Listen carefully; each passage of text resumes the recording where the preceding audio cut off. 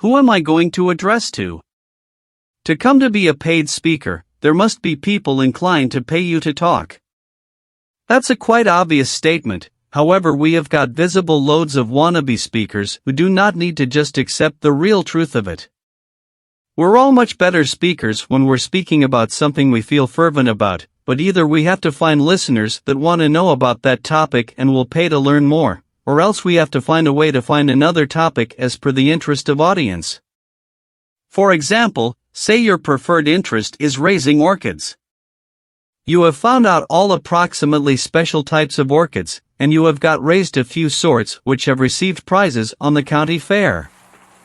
When a person receives you began out on the subject of orchids, you may speak with enthusiasm for hours.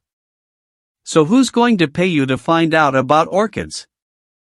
Well, there is probably a few orchid-growing institutions or flower institutions.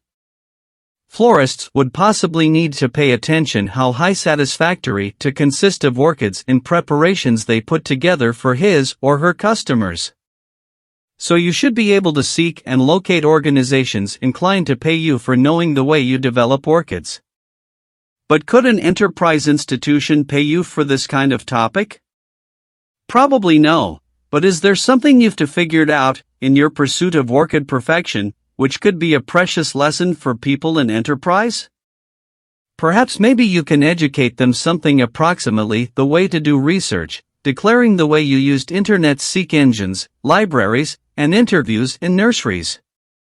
You should educate them approximately persistence, describing the months you spent looking to create a new variety, and subsequently succeeding. Or maybe it could simply be a lesson in how they should strive for some balance in their lives, encouraging them to take a break from work and stop and smell the orchids. In this manner, you're putting into use a subject you realize and are passionate about to demonstrate a topic which market desires to understand in the order of research, achievement techniques, or pressure reduction. What kind of speaking business do you want? Do you want to be a keynote speaker? These are typically the main speakers at a conference, either at the beginning or the end, or at the beginning of each day, when all the attendees meet in one big room. Do you want to be a concurrent session speaker? Also called breakout sessions, these are the sessions during the middle of the conference day, when multiple sessions are scheduled at once. The audiences are smaller and the topics are more focused. Do you want to teach seminars? Half day, full day, and multiple day? Do you want to put on in-house programs, where a company or association hires you to come in and present your seminar?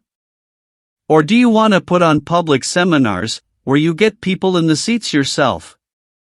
Will you work primarily with corporate and business clients?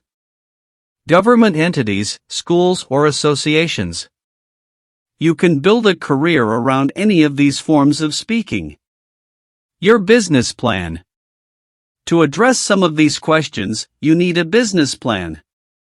You need a plan that describes what your business is, who your market is, and the major strategies you have for reaching that market. We know very few speakers who have put together a business plan, probably because the effort of creating a plan seems overwhelming.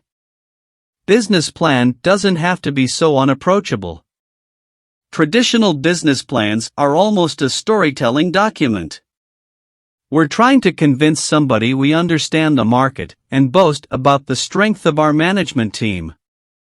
As a sole practitioner or small business owner, most of the convincing we have to do is with ourselves. We have to figure out a way to get a company's vision, mission, objectives, strategies, and plans all on a single page. With this kind of a plan, he says, it's possible to use a document like this for day-to-day management of the business.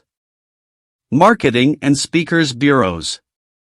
Professional speaking is an illusory field. We see speakers working magic with an audience and think to ourselves, that looks like a great way to make a living. And it is. But what we don't see is what happened behind the scenes to make it possible for that speaker to appear before that audience. Somebody was in charge of putting together the program for the meeting and hiring the speakers. The speaker had to make that person aware of his or her services and had to stand out from the crowd of other speakers also striving for the opportunity. That process is called marketing, and it has to happen before you ever utter a word from the platform. People who are starting into paid speaking often think, I have heard about speakers bureaus out there. I'll let them know I'm available, and let them do the marketing.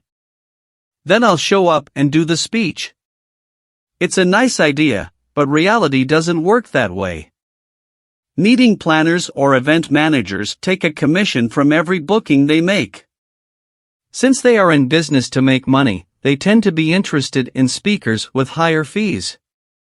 And they want speakers who are already somewhat in demand. The rule of thumb seems to be, a speakers bureau has no interest in you until you're so busy that you don't need them.